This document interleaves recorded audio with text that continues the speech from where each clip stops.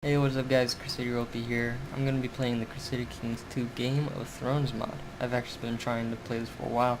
The Roman Reclaim It, I'm probably not going to do that anymore. I didn't like the start, I didn't like the setting, I didn't like the family, I didn't like any of it. But don't worry, I want to have fun doing this because this is something that I actually wanted to do.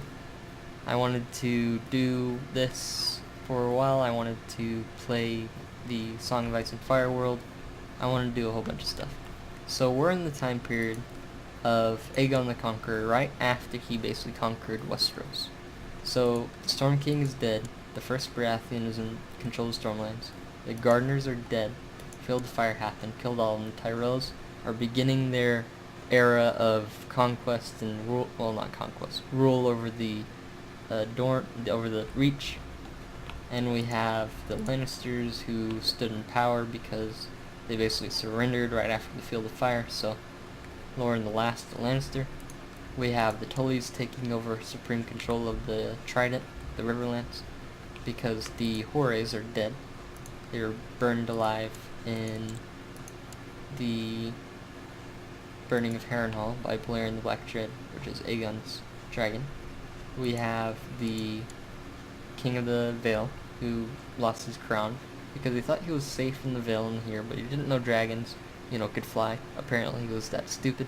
So Visenia's dragon flew to the Eyrie, the Eyrie, and took the little boy and basically held him hostage while his mom walked in, who was the regent, and she saw him and he's like, "Hey mom, can I fly on the dragon?" She's like, "Oh my god, okay, you won, I give up." And the kid flew around on the dragon. Visenya let him. That's the one time Visenya actually shows that she's actually a human being who's nice and capable of love and being nice to other people, because later on she's not like that. In the lore, she's a really evil woman. So, kid was able to have some fun. I think she became evil after Aegon died, after he had a stroke at the age of 70. So she wanted to protect her children and wanted her children to be the descendants, not her sister's children. So we have Winterfell, we have the Torrhen, the king who knelt, who very honorably and very humbly marched down to fight the Targaryens, to give the, North will never be conquered, blah blah. We want to stay independent, we're Northerners, right? We've never been conquered by the Andals. But they came in south, and he saw Balerion, Meraxes, and I always forget the other one, and Vhagar.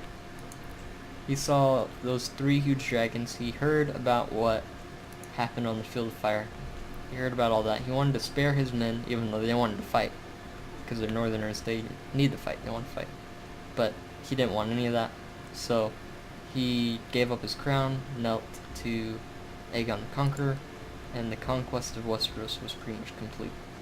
Now Aegon, all he has to do is conquer Dorne, and his conquest is complete. Complete.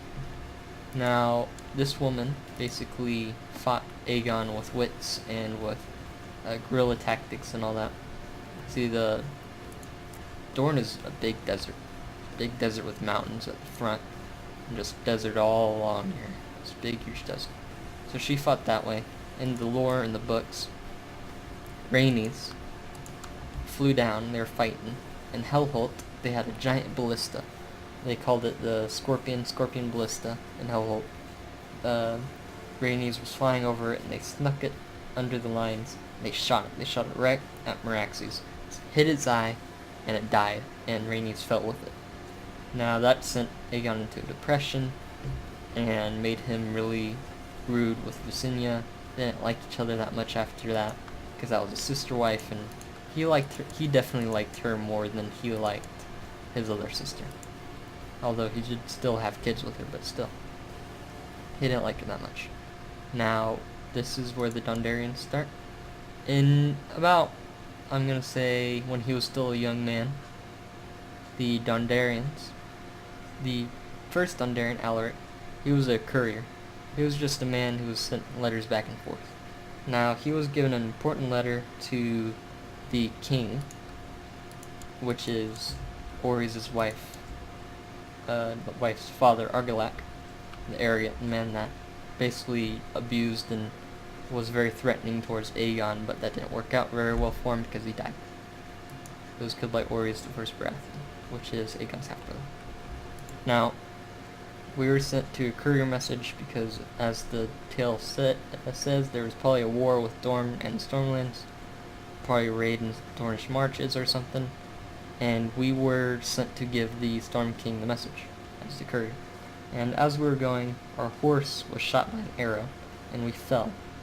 And as we fell, we fell on our sword and it ripped in half. That's how the story goes. So we were incapable of defending ourselves. And apparently in the trait we were really good at fighting, so that screwed us because we had no sword. Now, as the two Dornishmen approached us to finish us off and most likely steal the message, there was a big crack in the air, and 2 lightning bolts came down and killed the Dornishmen. So that's what happened, and we got to the Storm's End. We got to the King Argilac, and we told him what happened, and he was so proud of this and so astounded. He gave us a seat at Blackhaven. He gave us a lordship, and because of that, which this is where I'm going to say that we're going to be role-playing a little bit, based on what our traits are. So we're a humble, family, temperate, skilled fighter, erudite, whatever. You remember how I don't know how to pronounce that. A knight and a great eminence, so I'm good at diplomacy. Our son isn't that very good, but he's a good steward, so, there's that.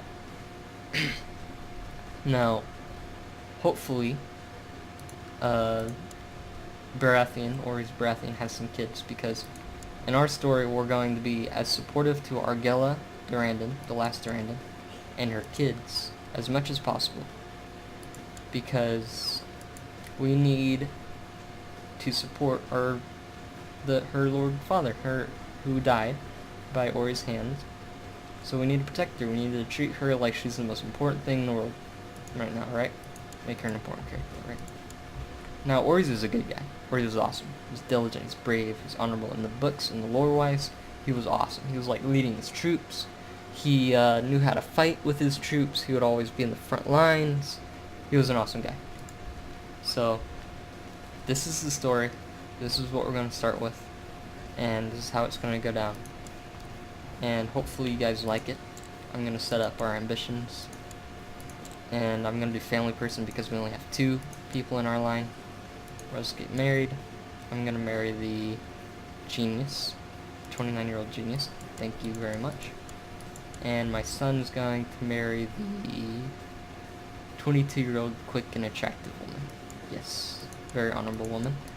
So that's what we're gonna have.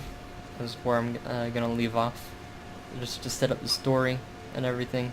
If you guys have any questions about the lore and anything like that, you can ask me in the comments, ask me in the iFunny comments, ask me in the YouTube comments, whatever. So this is where I'm gonna leave off. Hopefully you guys like it, because I plan on doing this a full series. I'm not gonna stop this one. Alright.